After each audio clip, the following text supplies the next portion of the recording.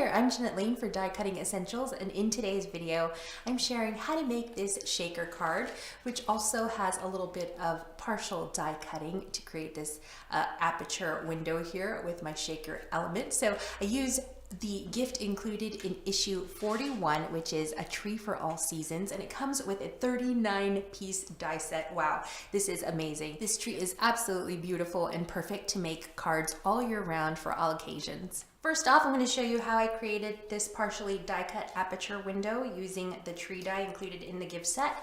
So let me set my card aside, and I'm going to grab a piece of craft colored cardstock, and this is sized to 5 inches by 5 3/4 inches across. Then I'm going to grab a ruler and a pencil and trace a frame that's 1 centimeter all the way around my card, and this is going to serve as a guide to where I need to place my die when I'm doing my partial die cutting. So I'm just going to measure out 1 centimeter, 1 centimeter border on each side.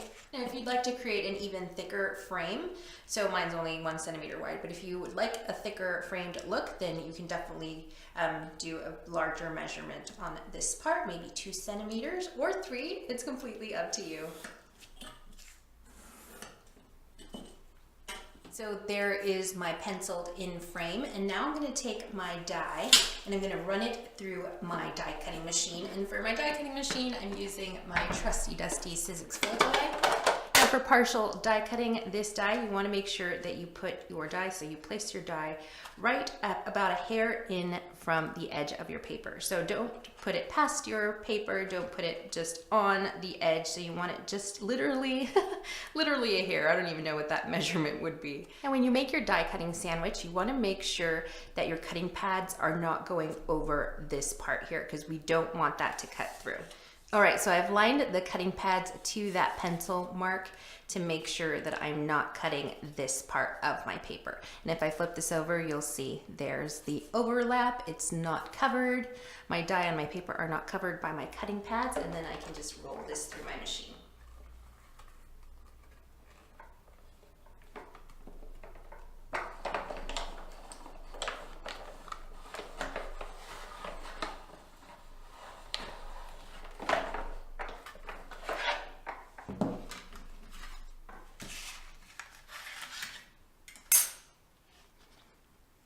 So here it is up close, and as you can see, the die stops there, so it didn't cut all the way through my paper. And then we're going to trim this out in just a bit with a cutting craft knife, sorry. And so we just want to repeat the same step on this side. So now I'm just going to repeat the same thing on the other side. So I have my die just a hair from the edge, and when I make my sandwich, I want to make sure that the cutting pads are lined up on that pencil line so that I don't cut that last edge. Okay, so my cutting pads are lined up. You can see the excess on both sides is peeking out and making sure that the die does not cut there. And I'm just gonna run this through my machine.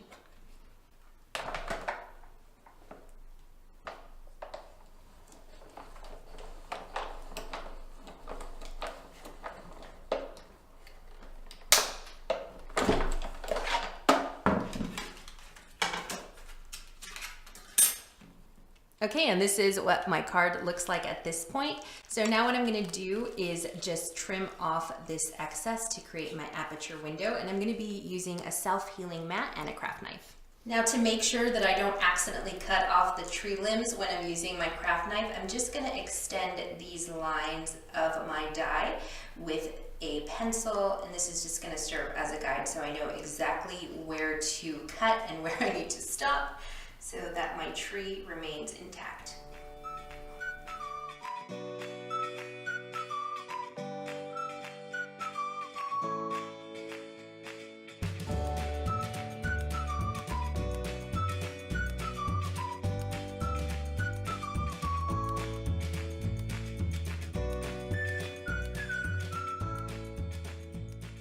So I've cut off all the excess with the craft knife, and this is what you're left with.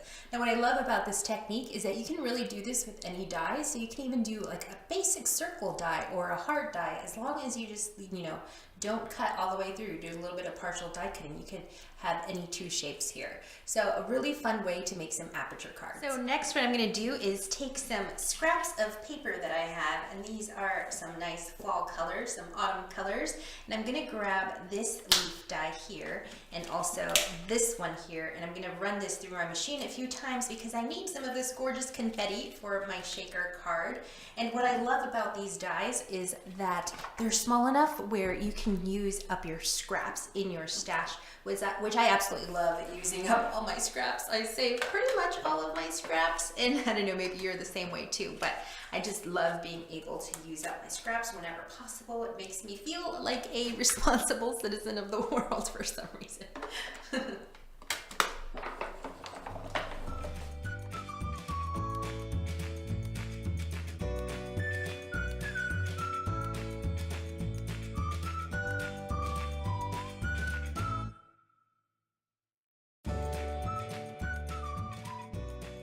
Okay, so here is my leafy confetti. So fun. I'm gonna just set that aside to make sure it doesn't blow away. Now for the background of my card, I didn't want to just have a white piece of card in the back. I wanted to create sort of like an autumn gray day, but I didn't want to use gray because that would be too drab. So what I'm gonna do is take this piece of cardstock, which is trimmed down to the same size as the aperture, the craft card on my card, which is 5 inches by 5 3/4 inches. So I wanted to take this and create a sort of cloudy, blustery sort of a fall day. And so what I'm gonna do is take a scrap of cardstock, and then I'm gonna take some scissors and then just kind of make some waves. So here is my mask all cut out. It just has like this wavy sort of pattern. You can cut any pattern that you want. I kind of felt like this reminded me like of clouds, I guess. So that's why I went for this shape. So what I'm gonna do now is just take my faded jeans distress ink, and I'm going to tap on the felt pad, and then just tap off the excess here and just go very lightly all across.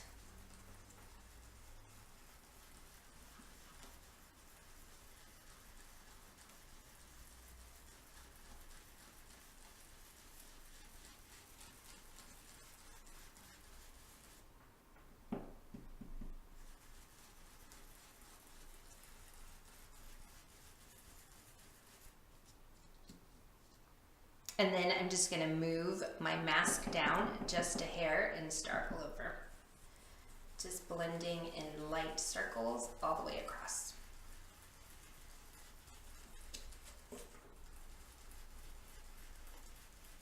To give my card more interest so it's not so uniform, I'm going to shift my mask over just a hair.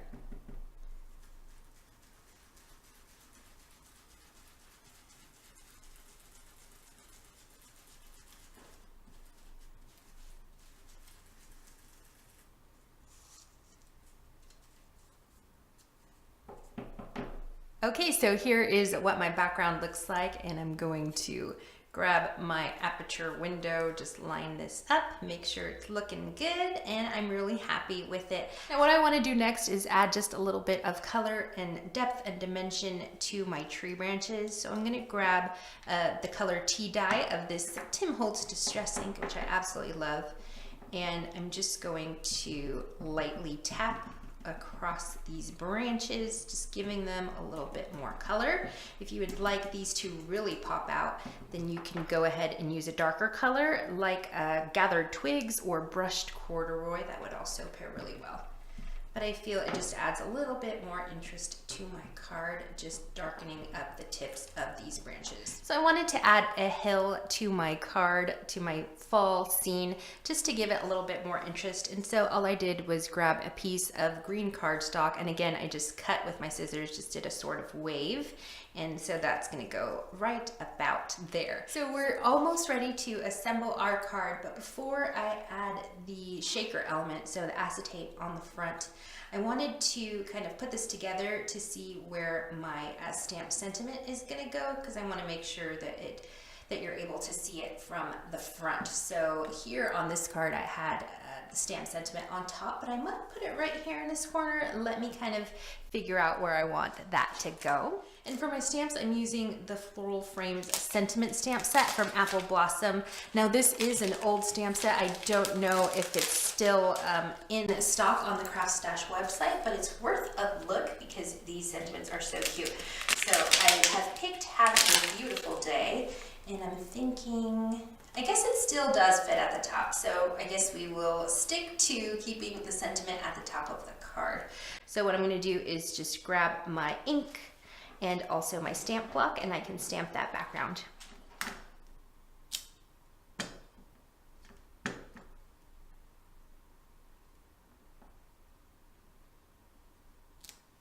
Before I add the acetate to my card front, I wanted to glue some of these leaves directly onto the background of the paper, just so, like usually with shaker cards, all the confetti or the sequins that you use kind of fall to the bottom, and sometimes, you know, if it's standing upright, it just falls to the bottom.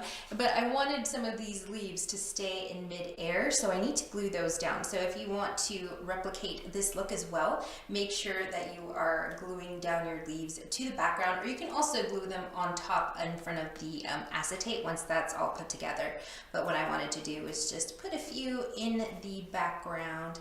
They're just so fun. I feel like, I don't know, it makes me so happy when I see leaves falling in the wind, you know, when fall's finally here. So that's gonna be soon, so really excited about that. So I'm gonna put my leaves there, and I also wanted to add a little hashed line for, you know, that little wind, the little trail they leave in the wind. So I'm just taking a black fine tip pen and just leaving those marks, those little wind marks, and it's just a hashed line.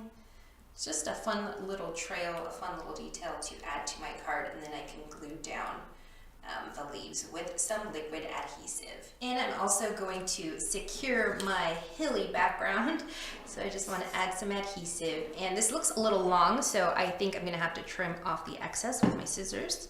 But let's see what it looks like first. So I'm going to just place that right directly on the background. And yep, I need to trim off some of this excess on the right with my scissors, but no big deal. I've got my handy dandy massive Tim Holtz scissors for tonic, Tim Holtz for tonic scissors. Love these. All right. And now I can add my acetate element to my shaker card, and we're almost done. All right, so it's time to add the acetate, and here I have the acetate. Don't know if you can really see that on camera. And all I'm going to do is add some adhesive to the back of my aperture and then place the acetate on top. So I want to do this on the sides, the edge of my frame, and also on the tree branches, because this is just going to be glued directly to the acetate. All right, so there are my trees. The glue is still drying, but that's all right. I can go to the next step. So if I flip that over, you can see. The back side, there's the glue. And I'm gonna add my foam tape next. So thankfully, this foam tape is just, I think it's about 1 centimeter, so this works out perfectly. And I'm just gonna place that right along the edge. I wanna make sure that there are no gaps in my foam tape, because otherwise my little shaker elements, my leaves in this case, are going to fly out. So make sure to not leave any gaps with your foam tape when you're making a shaker card. All right, so now I'm going to remove the release paper on that foam tape. I'm going to set this aside. And now it's time to add all of my leaves. So I'm being pretty generous with my leaf scatter. I'm going to actually leave a few because I do want to glue some of these on the card front on top of the acetate directly on the trees, on the branches. So let me just leave a few out here, and the rest can go on my cards. So there we go. I put them in the center. That's just the most helpful. They won't get in the way of the adhesive. And then I'm just going to place this right on top. Oh my gosh, there it is. Look at all those leaves flying around in the wind. All right, so next I'm going to add some of these leaves on the outside of my card. So just randomly on my tree.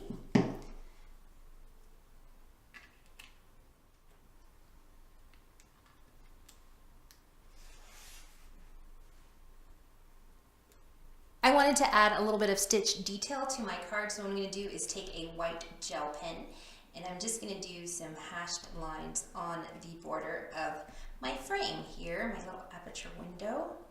And now it's time to add my shaker card to my card base. And for my card base, I just have a piece of burgundy cardstock that I've trimmed down, scored and trimmed down so that it gives me a nice aperture on my card.